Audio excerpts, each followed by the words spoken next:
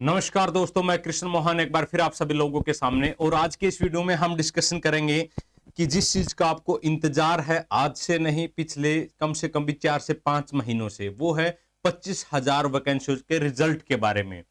जैसा कि आपको पता कि भी जो नायब सिंह सैनी इन्होंने कहा था कि शपथ लेने से पहले मैं रिजल्ट को जारी कर दूंगा। मींस 8 तारीख को रिजल्ट आया। हालांकि संभावना नहीं थी कि बीजेपी सरकार आ जाए, लेकिन अब बीजेपी सरकार आ चुके, कांग्रेस नहीं आई है।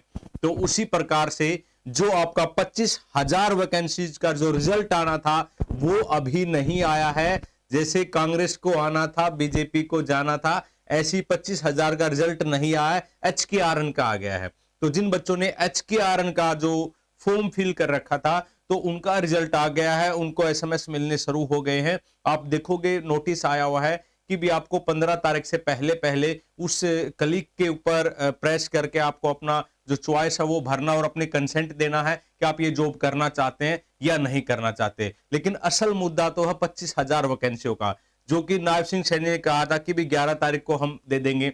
आज दशहरा था तो आज उम्मीद थी कि भी आज हो जाएगा। वही दूसरी साइड कांग्रेस सरकार कभी इलेक्शन कमीशन में जा रही है, कभी हाई कोर्ट सुप्रीम कोर्ट में जा रही है कि भी यहाँ पे कुछ घपला हुआ है बैटरी को लेके, ईवीएम मशीनों में लेके। तो भाई कुछ जो लगभग 2 दर्जन के आसपास, 1.5 दर्जन आप मान लीजिएगा, 1.5 दर्जन के आसपास जो हमारे कैंडिडेट्स हैं उनका कैंडिडेचर कैंसिल हो जाए। लेकिन ये सारे की सारी बेफिजुली बातें हैं। हरियाणा में डबल इंजन का सरकार बन चुकी है और इवन की 55 दिन के बाद आचार संहिता खत्म हुई है तो केंद्र सरकार ने 1947 करोड़ रुपए ट्रांसफर भी कर दिए हैं हरियाणा सरकार को। तो इसीलिए नायब सिंह सैनी की जो सरकार, आचार संहिता के बाद जो जो काम होने थे वो कंटिन्यूअस है। अब बात हम कर रहे हैं कि आज रिजल्ट क्यों नहीं आ रहा, या आएगा या नहीं आएगा। तो 25,000 वैकेंसियों का रिजल्ट आज नहीं आएगा, ये आ सकता है 14 तारीख को। आज क्यों नहीं आएगा?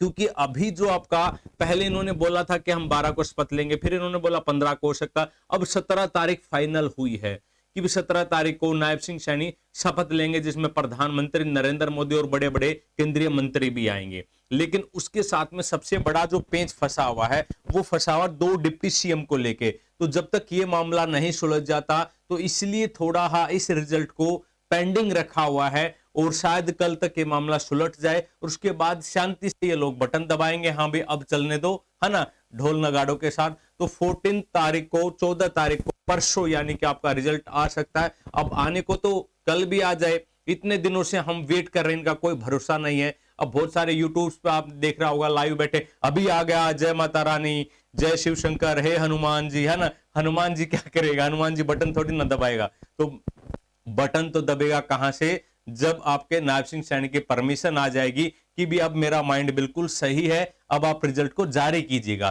ताकि वो अपना बयान अच्छे से दे सके कि देखो हमने रिजल्ट जारी कर दिया है और अब हम खुद बाद में शपथ लेंगे। तो इसलिए अब रिजल्ट तो आना ही है। ज्यादा से ज्यादा कितने दिन, ज्यादा से ज्यादा आप 4 दिन और वेट कर सकते हैं। आज 12 तारीख हो चुके, 13, 14, 15, 16 है, मतलब 17 को शपथ लेंगे तो ज्यादा से ज्यादा ये 16 तक आपका इंतजार आपको करवा सकते हैं, वो भी तड़पा सकते हैं। जैसे तड़पाते हैं ना जानबूझ के, तो वो 16 तक ही आपको तड़पा सकते, तो 4 दिन आपको तड़पना पड़ सकता है। लेकिन रिजल्ट की कोई नहीं है। अगर आपने मेहनत किया तो आराम से आप सो जाइएगा, कोई फायदा नहीं है कि भी कब आए ना आए।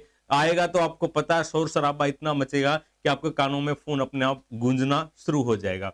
तो इसलिए बिना चिंता के, बिना होच पोच के अपना आराम से नींद को निकालिएगा और सुबह उठ के चेक कीजिएगा। अगर आ जाए तो देख लेना, नहीं तो 14 को संभावना है 99% आपका आ जाए। मैक्सिमम आपको पता है कि 4 दिन और ज्यादा से ज्यादा ये लोग तड़पा सकते हैं।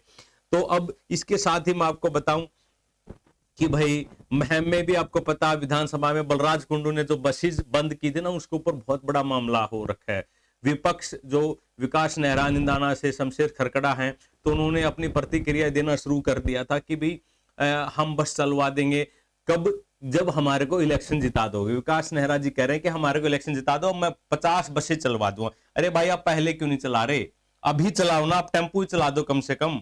ऐसी शमशेर सिंह खरकड़ा कह रहे हैं कि मैंने जीएम से बात कर लिया है। हालांकि जीएम साहब ने भी कुछ बसेज चलाई है, क्योंकि बहुत सारे फोटो वायरल हो गए थे एकदम से। अब एक तो वो रूटीन बना हुआ था लड़कियों का, सुबह जाना 7 बजे आना, 7:15 बस आ रहे हैं, कहीं पर 7:30 आ रहे, तो एक रूटीन के अनुसार बसेज आ रही थी और कई सालों से बना हुआ था, और बिना ऑटो पकड़े हुए सीधा कॉलेज के सामने वो उतर जाती थी सेफ्टी के साथ। लेकिन अब क्या है कि रोडवेज जो बस होगी वो क्या करेगी, वो तो बस स्टैंड के ऊपर ही उतारेगी आपको, फिर उसके बाद ऑटो पकड़ना पड़ेगा। तो बड़ा एक मतलब कि भाई बहनों के लिए संकटदायी समय चल रहा है। लेकिन इस संकट में आप जो वर्तमान एमएलए है उसकी आप प्रतिक्रिया का इंतजार कीजिएगा कि क्या वो प्रतिक्रिया कह रहे हैं, विपक्ष क्या कर रहा है। तो बड़ी मतलब कि भी एक मतलब ऐसा माहौल है कि भी आपको देख के हंसी आती है। और अच्छी बात यह है कि भी जीएन साहब ने कुछ 8-9 बसेज शुरू तो कर दी हैं, लेकिन बात क्या है कि भी महम हल्के में क्यों शुरू की हैं।